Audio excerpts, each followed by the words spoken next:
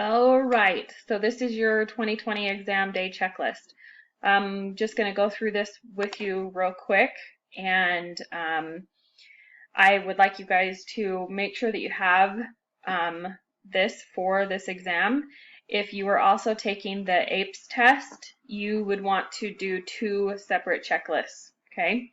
All right, write your 8-character APID. You can find this in your exam confirmation email, which some of you did get. Those of you that didn't, it's okay, because you will receive your exam day e-ticket. The e-ticket will be provided to us 48 hours before we test. So if we're testing on Tuesday, I'm assuming that'll probably come out sometime Saturday evening, Sunday. Write the name of your exam. Human Geography. Write the date of your exam. It is May 12th, 2020. My local exam check-in time is 1:30. My local start time is 2 p.m. Automatically looks like it's converting it to military time. Then when these things are done, check. I have my AP exam e-ticket email. My device is plugged in. When I click on the browser that opens, it is either Chrome, Firefox, Safari, or Edge, because it's not going to open another browser, so make sure that you're using one of those. And then as you go, just check these off. I have done the practice demo. I added the practice demo as a discussion. Let me go to that really quick. I apologize. I made this video a few days ago and then I realized that I forgot to post it, so I just did.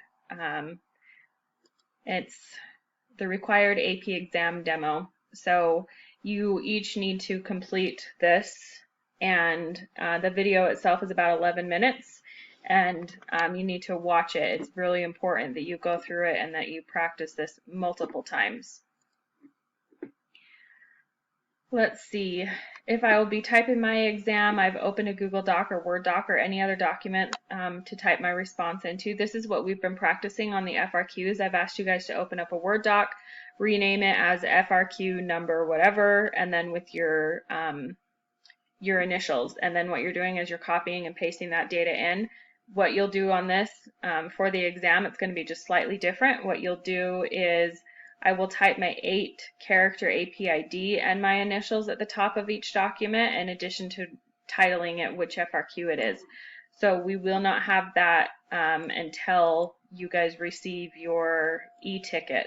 So we'll want to go in and create both of those documents and have them ready to go, so that you basically have a couple of different browsers open on your computer on test day. I'm not anticipating any of you handwriting the exam. If you have questions about that, you need to let me know.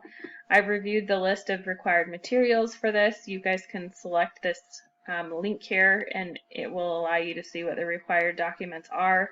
There are no specific required documents for our exam, and that you've reviewed the security guidelines. It will ask you when you confirm your test, when you guys log in, to review the security guidelines. None of you have gotten accommodations. We're not doing music theory. This is not a language exam during the exam. Once the exam is started, I will not refresh my browser or use the back arrow. You cannot do that. I will keep the exam questions open on my device so I can see the timer. I went through that with you guys on the exam demo, so please refer back to that. When I see the on-screen warning that time is almost up, I will stop working on my response and start the process for attaching, pasting, or submitting. So that's when the timer goes red. You have approximately 5 minutes of the 30-minute timer, and then you have 5 minutes of the 20-minute timer. I understand that if I do not attach or paste my response and click submit before the countdown on my screen is complete, I'll receive a 0. So you cannot go back. That's why I prefer the copy and paste method, because you can actually see which text has been put in there, whereas you might make a mistake attaching an incorrect file. You do need to keep access to your e-ticket, so that's why I actually recommend that you even print this out so you have it next to you, so if anything happens to your browser you can easily access your e-ticket to quickly rejoin.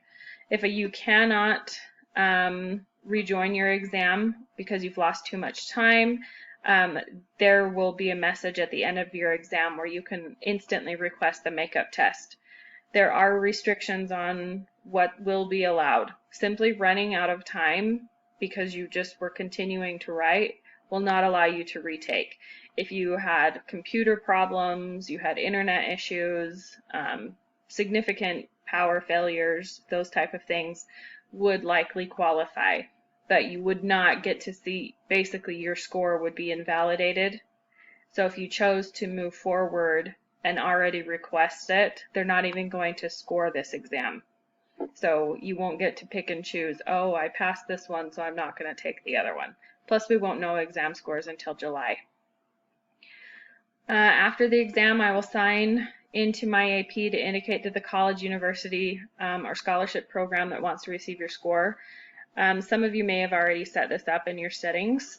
I will report information about cheating attempts to collegeboard.org. They do have a website where if you've been notified of somebody trying to cheat, they would like to be informed about that. Speaking of the cheating, it is important that you guys are alone when you're taking your test. You can't have your parents there or your siblings around.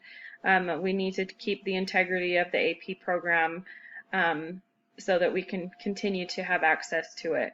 If someone were to cheat in a home setting, it could still invalidate our entire team's score. So it's very important that you are not doing that. If your cell phone is going to be a distraction where you might want to text your best friend and say, hey, how are you answering this question? Turn it off or leave your phone somewhere else. Just please don't. Not only that, it could invalidate your opportunity to take future tests, including SATs, AP exams, or admissions even into college. They take it very seriously.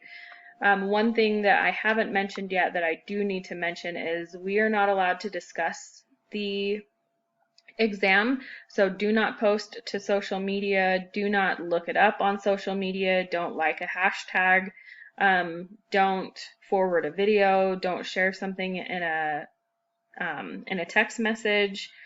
The assumption is that the FRQs will eventually be released within a few days, and then we can talk about it, but to protect the integrity of the exam, it's also one of the things that you're selecting when you do the security guidelines, that you will not be posting about it.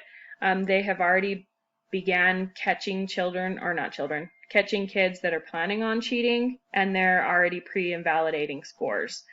They take this very, very seriously. They're definitely following Twitter, they're definitely following Instagram, they're definitely following stuff on TikTok. I mean, they have people that do this 100% just for them to make sure that the integrity of the exams are secure.